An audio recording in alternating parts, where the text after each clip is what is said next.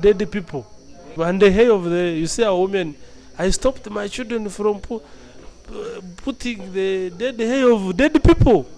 You see, or our daughter don't have those dead people's hair.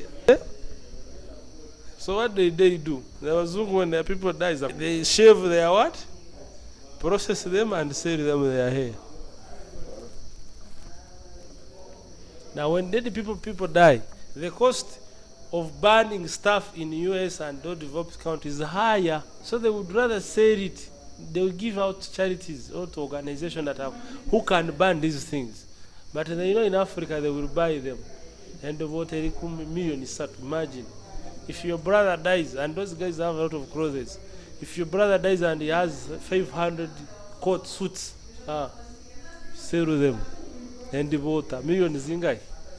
Satu. Ameni wajawana bakutunda kakoti no kamera gakati mwana nyumye. Enjo mwana okalaba otia. Dead person. So liking yourself says enough is enough. I will not again put on dead people's clothes. I will also put on the first hand. I watch together as we are winding up. Mental fitness is the only way to go if you are to keep in the profession of selling. Why? Profession of selling is 100% rejection based. And I told you rejection is the deepest fear of human life. Because we are social being who loves being accepted and loved. So when you are subjected to a situation where people don't like you, you feel like you are not on earth. But now if you are in a professional setting, you should be mentally fit. It's like physical fitness. You cannot walk on late night when you don't trust your mogere. You get? No tanga you rush when others we are going at 1, walking around in the road. You know tasaziga. You don't know what even the life at night how it looks like. Obulamu bwensi bunyumekiro. Buno bulamu bulumekiro.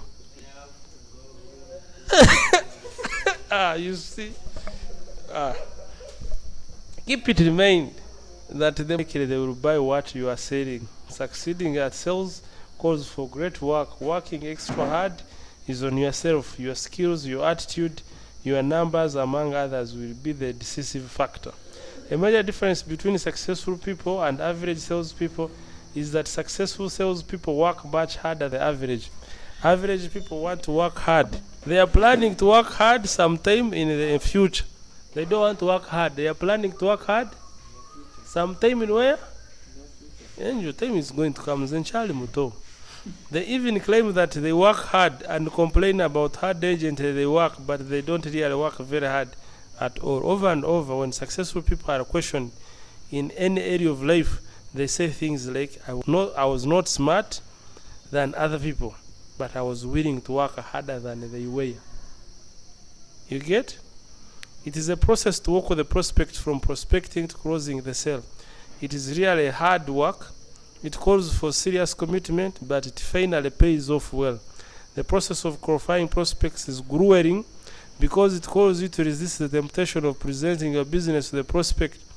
It needs to engage the customers early on in a discussion of how to solve business problems and adopt products and services to provide better solutions. All this effort leads to sales eventually, but the focus is on a collaborative problem-solving experience.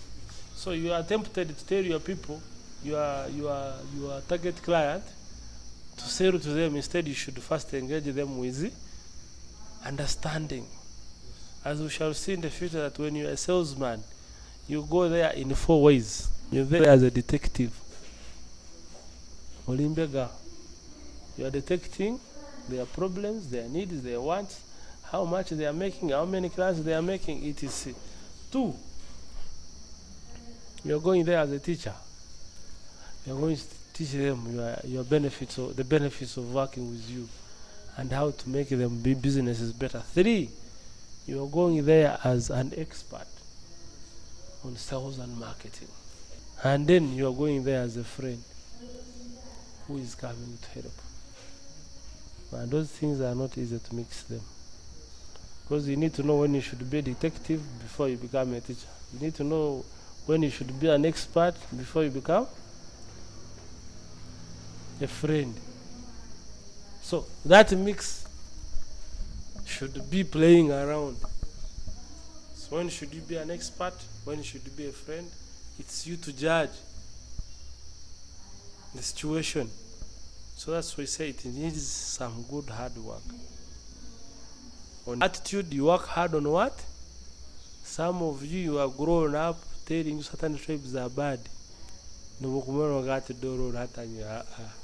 You already have a negative feeling about, because you are brought.